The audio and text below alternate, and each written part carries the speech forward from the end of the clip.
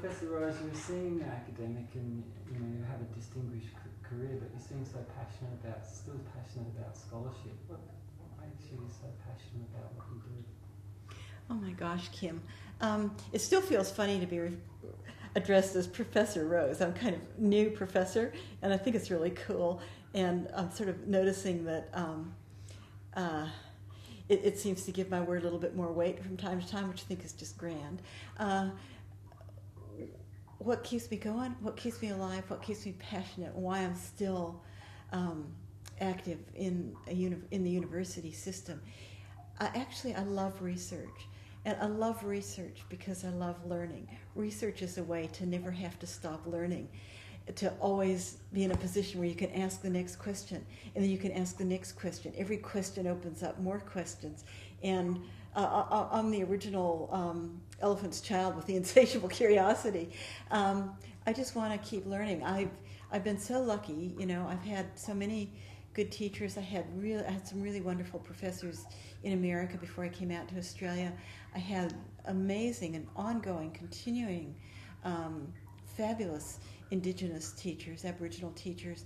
I go to Taiwan and do a bit of research there with Indigenous teachers there. And I think maybe I'm a good learner because it seemed to meet a lot of good teachers, and I think there must be some correlation between that.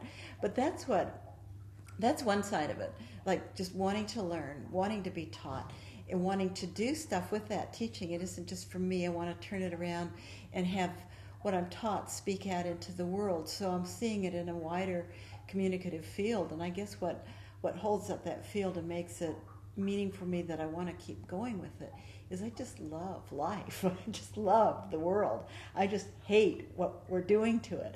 I just care so much about life itself, and I want to be part of it and keep it rolling and learn more. And I hope, I would love to be able to think that I here and there changed how people think about things a bit, because I'd like to share that love. I'd like to not just communicate it, but transfer it, Yeah.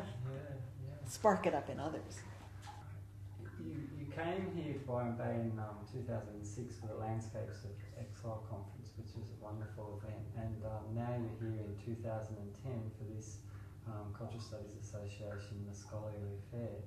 And I think it's a tribute to Southern Cross University as a regional university, being able to put on these sorts of events. What type of future do you think for these sort of activities that bring scholarship into the community? And do you think that there's avenues that we could pursue that would open it more up, so that this wouldn't just be about scholars talking about amongst one another, but tonight there's a public meeting. Is there more we could do in that way, do you think? Like a traveling circus. Yeah, that would be wonderful. Yeah, I think I would love to see stuff like that. I would love to see, to go back, I think my experiences in relation to Southern Cross University are all mediated by Baden and yourself, I suppose, too.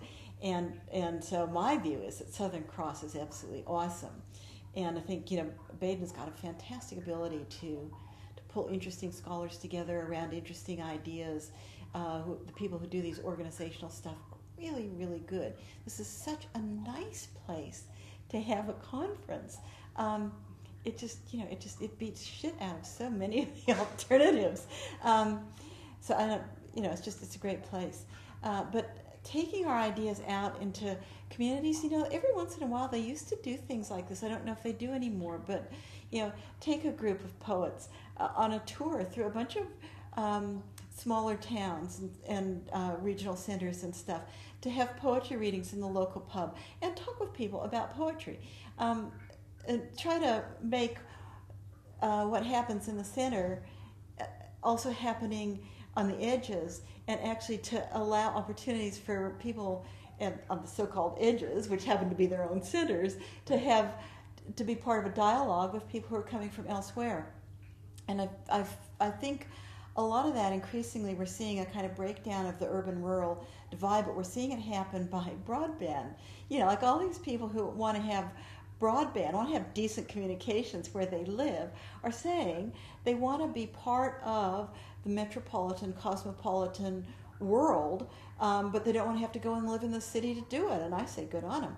But I would like to see more dialogue, more things happening where it isn't all mediated by technology, but just nice face-to-face encounters. Wouldn't I that love be that fun? idea of the circus. And Yeah. we put a figure on it. Maybe we should pitch for some money to do that. Yeah, Travelling circus. yeah. It's a great idea.